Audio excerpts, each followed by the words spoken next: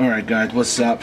I was debating on doing this video, quite honestly, because I'm just trying to get his project done this weekend so I can ship it Tuesday. I was going to ship it Monday and I realized that's the holiday, so that won't be happening. And then I've been trying to play around with these high flow valves to get a feeling for them. I think I'm at a point now I can actually make this an educational video, and instead of me just playing around with it and all that kind of stuff. What we did since the last video, yeah, okay, that's right. I tried using Sharpie, didn't work. Okay, what happened is people were saying, oh yeah, it sticks to metal, and even on Amazon it said it sticks to metal, and it looked actually really good when you Sharpie it. But after a day or 2 days, I noticed that it started coming off, so just doesn't stick to steel or aluminum, because I put it on the aluminum and the steel screws, and so that didn't work. And people are like, oh, this is normal Sharpie. It's not a normal Sharpie. This is actually, there's two versions. You guys see Sharpie and then Super Sharpie. Super! It didn't do shit. So this is the next thing we did. We just spray painted. You guys can see there's actually still silver in here. And I say for anyone spray painting, just look up painting guides on metal. It's pretty simple. I wouldn't even bother spray painting this because it's going to come off when you screw it in, because these are pretty tight. So these aren't going on until the last minute. If you want something that's durable, guys, either do Durco or Cerakote, but those are just more money and you need a setup for them. If you don't have, I don't have the setup. Okay, I used to back then a long time ago for Durco. I just don't have the setup now. So those are much more durable than your just, this you can go buy at Home Depot. Oh, I forgot. Sorry about the background noise, guys. We have the newest compensator coming out right now. That's what's printing. Okay. And this time the fifth one is going to be getting rid of the gap. He's on the same page, we're both on the same page. Like, yeah, some people like gaps, some people don't. I don't like gaps myself. So when you do that, sometimes you need to make sure there's a port on the bottom for this guy right here if it ever sticks out. So the new one has a port, and then I've made the circle wider so it can go on here. But I might actually have to redo the inner because I I was modeling it based on this. Oh, by the way, I didn't ask his permission, so I'll just say big thanks. We managed to locate Cow outer barrel in black. Big thank you, I appreciate it, and we're just so happy. So this thing is it's fully black now, so it just looks great. And then you can see I spray painted this guy. I tried Sharpie on him. He's the one. Okay, yeah, he's the one that actually went off easier. I think it's because your hand, your oils. The second one I Sharpied was the screw for the extended magnet release. That one actually survived longer by a day. So, but I noticed towards the second day, it's like, okay, it's kind of coming off. That's why you test these things and play around with it. And okay, so what we're gonna talk about is he sent me his 4 Wii mags. Okay, we're making Douchebag mags. I love them. I think they're definitely something that everybody should have, because there's just those cheaters, those guys who are wearing 20 layers of armor that just can't feel hit sometimes. And that's what we did. We're making Douchebag mags. Okay, so I got these guys. These are kind of new to me. Well, not kinda, they are new to me. I have been running KM 1950s high flow valves. I'm not a high flow valve guys by nature, but for Douchebag mags, that's the only thing I will ever recommend or support. Other than that, I would never run them on like my workhorse. I don't run high flow stuff. I don't run high hammer springs.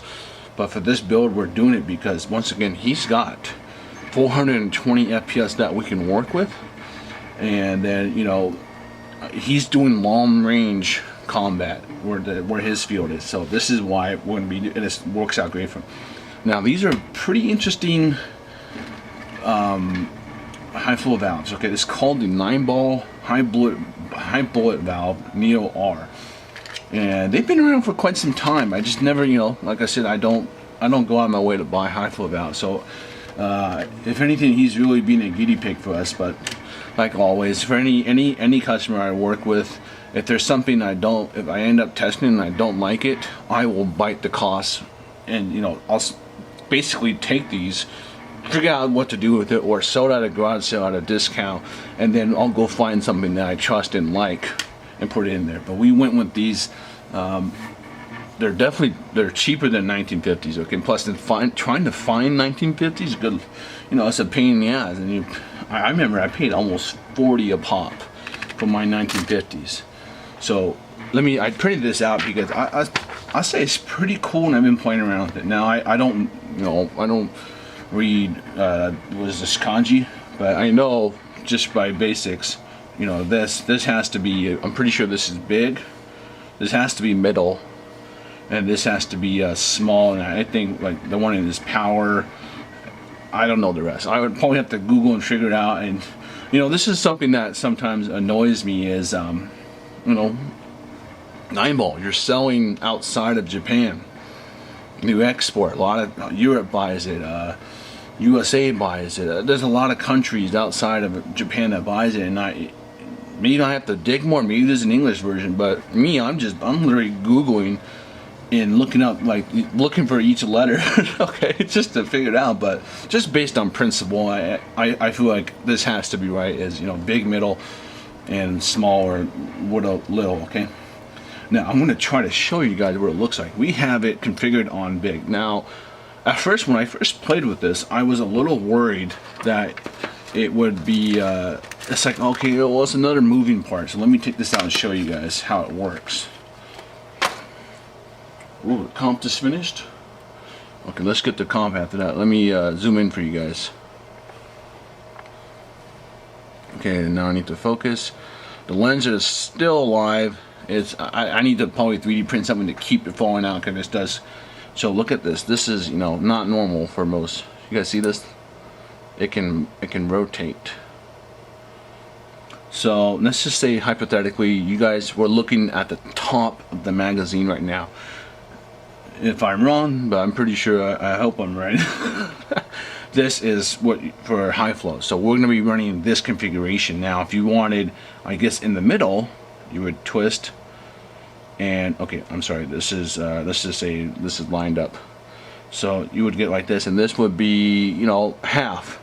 And then if you wanted no high flow valve, and no high flow, and maybe this would be considered what they, I don't know if it's in here, but I would probably say they might say like a stable, consistent velocity, something like that. That's my imagination what they would call that configuration. Now, if you don't want to buy high flow valves, guys, what you guys can do is you can modify these. All right, there's got to be a million of these.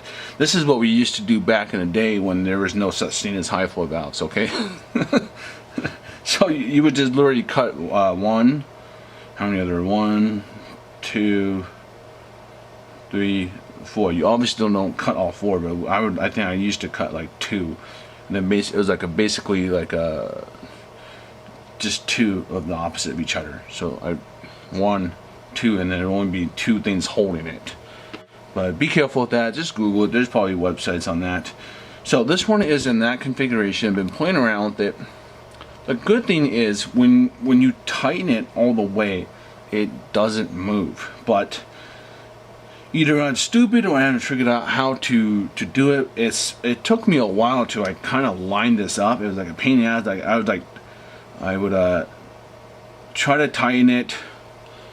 I have this little nylon thing in here, and I'm pushing it. Okay, push left, tighten it, push left, tighten it, and then I finally got the position I want. I don't know if you guys will be able to see this. You guys see that? Oh, that's so hard to. Alright, okay, well you should be able to see the silver stem and then like the purple behind it. So we're in basically full high, all right, or big, whatever they call it, big. Now let's actually test it, shoot it. The only thing that sucks is my AIP tool is a little bit too big, so you'll see it doesn't even fit on here. So I had to push a little because I refused to sand this guy. All right, he works great for a lot of other valves that I work on, just normal ones. And realistically speaking, there's only I bought 5 of these, so I bought one for me to test, and that's this guy right here. But you can see already, look at the silver on the sides. I'm pushing in there, and don't be alarmed. I was like, okay, it's not sitting flush, but there's gas in here right now. You guys see it's sticking out. We're gonna test it, but I couldn't tighten it anymore, and I don't want to, you know, ruin it or strip it. Okay. And then we also have 9-volt gaskets. So this is what you really need for a douchebag mag. And you know, we should, if we don't see 400 plus, I'll be sad. But at the same time, it's a little cold in here. But we're gonna counter that with some red gas. Right? I bought some actually. I don't buy green gas too often, guys. I really don't. It's either given as a gift or I buy it for customers. And I had a customer who uses it. Where he plays is very cold, so that's why I need it. And I also bought black, but man, those gases are just strong. Out here in California, honestly, I don't, and I've been playing for a long time, guys. I haven't played in the last probably 2-3 years, but when I was playing when these guys were around, and I barely saw anyone with these. We were just using, everybody was using either propane or green gas. People weren't. HP was still kind of. Was HP around at this time? I don't know. I'd have to figure that out. I'm getting off topic. Sorry, guys. Let's continue. We need more gas in here. And then we're going to shoot with 2 O's and see. We're going to see where we're at. Okay, is there gas in here? God damn it. Alright, 1, 2, 3, 4, 5, 6, 7, 8, 9, 10. Right, we'll do 10-second fill. And then we'll let's test out a stock one. All right, this is a stock TM. Okay. 1, 2, 3, 4, 5, 6, 7, 8, 9, 10, 11, 12, 13. There was some gas in here, so I wanted to give it just a little bit more. And these are Lancer 2Os.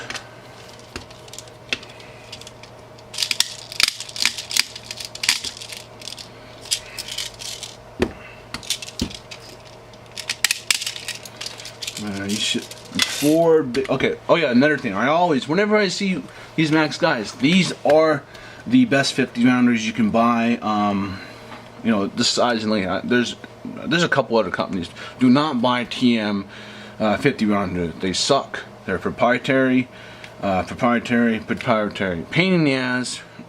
Just don't ever buy them. Right? I don't know what TM did back in the day. Why they did that design? Completely stupid. Just buy the Wii 50 rounders, right? These are the best 50 rounders you can get, right? If you want something that's lightweight, you know, pro-am, but just remember those are prima donnas and they're expensive. So, but if you're running 50 rounders, do not buy TM mags. They suck. The TM standards are fine, but Wii standards are fine. And people always will bash on Wii mags. Oh, they're leaky, guys. Just take care of them, all right? If they're leaky, replace an O-ring. Guess what? TMs can be just as leaky as well. I've had Pro-ins be leaky, and those are expensive. So in the end, it's just you gotta do maintenance on them. Sometimes you get, you know, it can come from the store, and you don't know how long those mags have been sitting at the store. So leave them with gas in them, put some lube in them, just clean it up. You know, it'll be fine. Let's test the stock first. Hopefully, this gun is shooting pretty high because you know we got a high FPS build. So let's see what we're shooting. And we will shoot right here.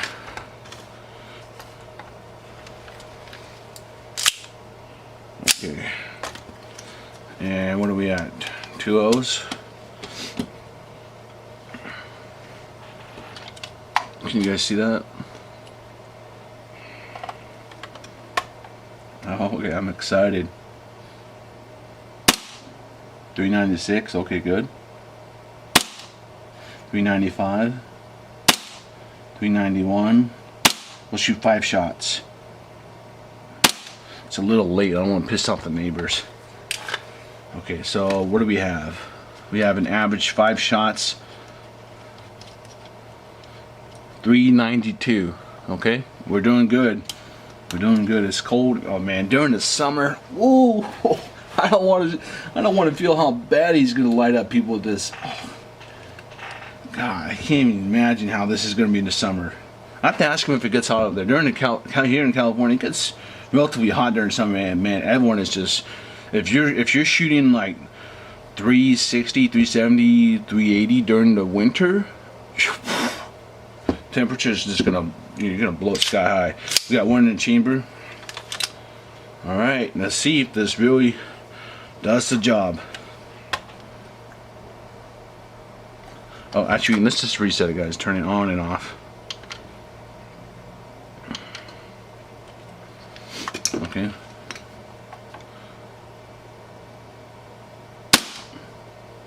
Oh.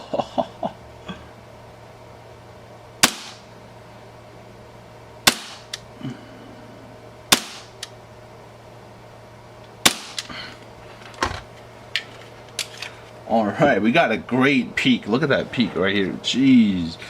All right, we got 421. All right, I would say that's pretty solid. 5 shots, but you can see we go from 34, 31 to 410. I'm wondering if we're out of gas. You know, maybe we can continue. Oh shit, it's late. This kind of, the red gas is kind of towards the end. I used a lot for testing the other customer's gun. And this is kind of just residual, and then we'll probably do it. But I'll do it for him. Is I'm going to test. Well, actually, if I get the package on Tuesday, then I can test for him. Because my tools, I have certain tools coming back. That's gonna be another video. That's regarding pro-ins. But I sent this company all my tools to work on pro-ins, and then they're sending me stuff back, and we'll do a video on that. And so that's the 9-ball needle valve. At first, I was worried about this guy getting being able to move, but like when you tighten it all the way, it doesn't move. So that's a good thing. Long term, we'll see. You know, I bought one myself to keep on testing, and I'll probably update if there's anything going on with it, because I'm going to be abusing. I'm going to take this out of his, because this is his mag. I'm going to put it into one of my mags and just kind of run it through the shit show. I'm going to tap it as well. Okay, we still got gas in here. Okay, let's just shoot the last couple of these. They're not going to kill me.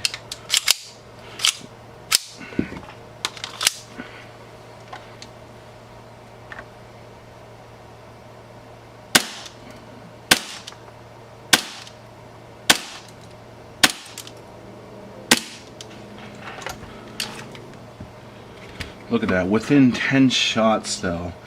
See, I wonder, within 10 shots we went down, oops, sorry guys. We went down to, where we were at 421. Within 10 shots we went down to a 414 average. I wonder if we switch it to half, will we be able to kind of keep a little bit longer? In theory, we should be able to. I actually do wonder what completely closed FPS would give us. And what that mean, is it going to be consistent and longer? Like, we'll conserve more gas, even though we have a 140 spring, you know, still striking it. That's, in theory, it should be, right? But theory and testing, you'll get different results sometimes. All right, guys. Let me go take the compensator off, and then I'll bring it over to you guys. This is on fast, so this prints out about in 1 hour. I've yet to print the high quality one. That's gonna be the longest one, and it looks like we got a decent print actually. This is what I was talking about. And guys, I literally I tap these this way. You're gonna laugh, but some people are like, oh, I don't put threads in this. Right here, look. That's it.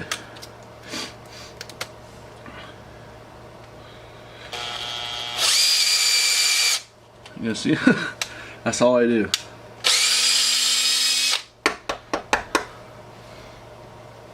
Now it's tapped. Since we're here, might as well. Let's just see if I